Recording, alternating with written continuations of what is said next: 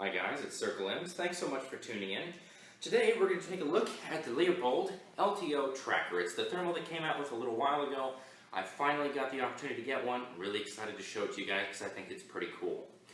Hopefully this video will remain uninterrupted. Believe it or not, I've been trying for about 2 weeks to make this video, and every time something either happens, my computer eats the video or I'm interrupted terribly, and it's never managed to work out. But first, the box is actually really secure, really well built, well padded. It's actually what I've been keeping the device in, even when I travel with it or transport it somewhere, just because it's actually a pretty hefty box. So I'm going to keep hanging on to it and use it until it falls apart. As you can see, it retains it very well and keeps it from getting jostled. Inside the box, you'll find the device, the battery, and a little manual. It has everything you need to know, all the specifications, user manual, things like that, different capabilities of the device. It's very easy, intuitive to use though, so after skimming the manual, I didn't need to read it again. On the device itself, it is easy to use. It's very portable. It's only got 3 buttons. The display panel is very clear, easy to see, regardless of what distance your eye is at up to a certain point, of course, that your eye can't focus anymore. If you are thinking of mounting it to a helmet, the thought did cross my mind. Unfortunately, the way the LCD panel, the display that you see the image on, requires you to focus your eye on it differently than something like PVS 14, where you can set it right up to your eye. So you have to mount it to about right here, and that's not really conducive for walking. It has several different color modes, as I'm sure you're aware. They work best in different environments and different things. As a general note, I think the black hot and then the high black work the best for seeing things because you're used to reading black text on a white paper, newspapers, books, that sort of deal. So the contrast shows up the best. I think your eye picks it out very well when it's the black hot instead of the white hot. But that's just my opinion. I could be wrong. Maybe you're different. It is also worth mentioning that if you're going to get a thermal, you have to understand how it works, why it works, and how to best apply it when you're trying to use it. So to illustrate that point, this is a significantly cheaper version of some of the very expensive thermal devices you can get. A friend of mine's father bought one for about 10 grand, and he took it out to a ranch he owned in Mason, Texas. I've been there a couple of times, and for those of you who aren't familiar with it, there are a lot of big rocks all over the place. It's basically a boulder desert. And those rocks in the Texas summer will soak up that 100+ degree weather, and they'll retain that heat for a very long time. So naturally, he was very disappointed in his device when he came out at night.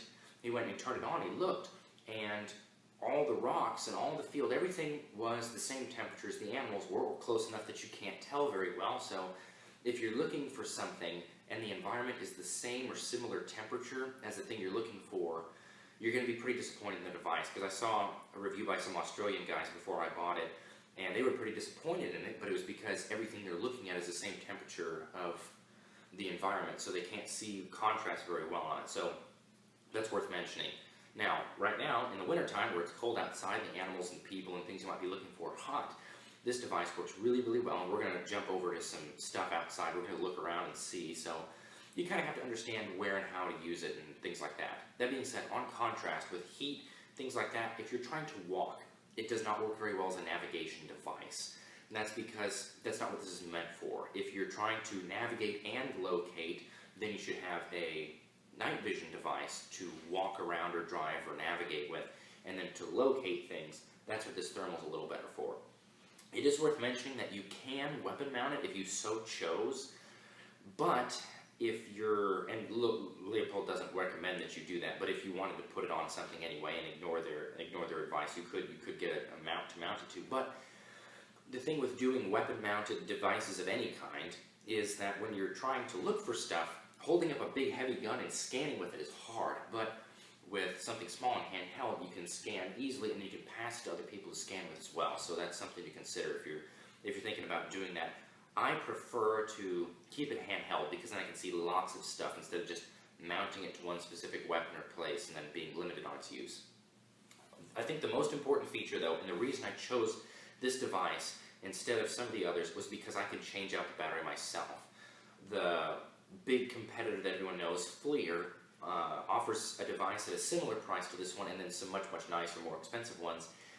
but they use a rechargeable battery, not a replaceable battery. And so when I was trying to do some research on when, where, and how to get replacement batteries, because as you know, those rechargeable batteries will eventually run out and wear out and they need to be replaced. And it ended up that when I talked to Clear about it, they said, no, you just send the device into us, we'll replace the battery and send it back to you. I don't want that. I don't want to have that ball and chain of having to be tied to a company somewhere. I'd rather have something that I can swap out the batteries myself for, which is why I ended up choosing this. So let's go ahead. We're going to switch on over to looking at some stuff outside, and we'll see how this device really shines. Alright guys, we've finally made it outside, and I waited till it was night because I wanted the temperature to drop because I wanted everything to show up the most clearly as best as possible. So you can see it during the day, but I figured, hey, the more temperature I can get in between us and what we're looking at, the better. So we're going to power up the device here. Turns on quite nicely. It does have a crosshair feature, if I can get it in focus, that you can turn on if you want to. I don't know why they would give you a crosshair and then tell you not to mount it to a gun, but you know, what do I know? So when you initially power the device up, it will be on the 1.5x magnification, but I think it actually works best on the 1x magnification. So if we look, there's a person standing over there. And when we zoom in, you can see it is a digital zoom, not a optical zoom, so I think it works best on 1x, though. It gives you the sharpest, clearest image. And we have dogs running around here somewhere, too. I'm sure they'll show up sooner or later.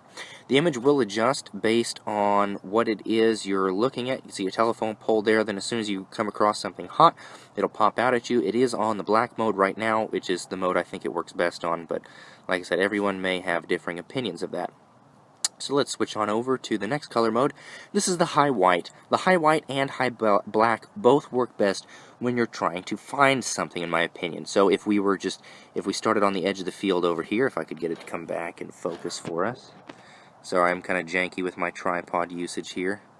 Come on, focus. There we go. You can see the trees and everything are about one color, and then as soon as a person pops in, it'll highlight that as the hottest thing. Same thing with the high black. You can look, all the trees are one color, and then as soon as you get something hot like a person or an animal in there, it pops out and then it highlights for you, so I think that works really well for locating stuff. If we switch over to the next mode, red I think is going to best be used for something like night vision, where you're walking around, you're trying to see, but you're not trying to compromise your natural night vision. I think that's going to be what that probably works best for. Same with the green. I think it's mostly kind of a novelty type thing more than anything else.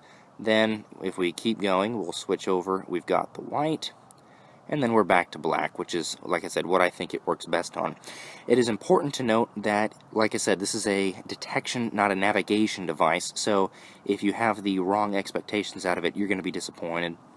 But let's actually go to try to locate some animals here. I'm going to slip it over to the high black, since this is the cousin to the color mode that I like the best, and you'll see what I'm talking about as we pan over looking for a person, and boom, they pop out. If I continue my pan looking for a dog, boom, they pop out really nicely at you. Let's go take a peek in the tree and see if we can find any chickens. Sure enough, you can see the hot spots of the chickens when you're panning. If you're looking in a tree, you can see trees one color, environment's another color, and as soon as you get something hot, they pop out quite nicely at you. So if you are knowing what you're looking for, it can be easy to find, especially if you're doing kind of a scan. I know they claim that you can use it as a tracking device, and I'd say your ability to use it as a tracking device is probably not quite as good as advertised, since it does kind of rely on good heat transfer, whereas you can see my partner over here, if we walk over to come look at his feet, you won't really see very good heat transfer because he's wearing shoes, and as cold as it is, kind of disappointed it's actually not snowing. If he moves his feet, go ahead, you can kind of see something there, but give it any time, and especially if he doesn't stand in one area for long, just go ahead and start walking. You can see there just really isn't much, and that spot where he was standing has already returned to the temperature of the environment. So if you're going to get the device, I hope you enjoy it. I hope you understand its limitations, what it works best at, And then I hope you're very satisfied with your purchase. I know I am. I'm going to get a lot of fun use out of this thing, even if it is just a toy and I don't actually use it for anything serious. So, thank you guys so much for watching. I hope you have an excellent time and a Merry Christmas. If you guys can think of anything you'd like to see, or something you want me to do with some of the stuff I already have, I'd be more than happy to try to make a video for you. So I hope you leave me a comment, a message, subscribe, anything like that, and I'll see you guys next time. As an added bonus for convenience, it happens to be very foggy, which is something thermal does really well with. So if I turn on my flashlight over here, you can see there's quite a bit of fog. You can kind of barely make out the vehicle, the other vehicle in the distance there, the tree, the little water thing for the birds. It's pretty foggy indeed. You can kind of see some Christmas lights in the distance, but it doesn't really give you much. The fog really takes away from your ability to see. So this is one of the things that thermal does really well with, because it allows you to see well even with adverse lighting conditions or light rain or things like that. Now you can see the tree, the vehicle, the other vehicle quite clearly. You can tell that one was running, as it is significantly hotter than the other one, but that gives you an idea that you can see down the driveway, you can see trees and things a lot better than you could otherwise. If we look for anything living, you can see that even through the trees you can see someone walking over there. That's my assistant, who will remain unnamed. Now there is of course a limit that if whatever it is you're looking for is behind enough thick brush, there's a certain point you can't see it.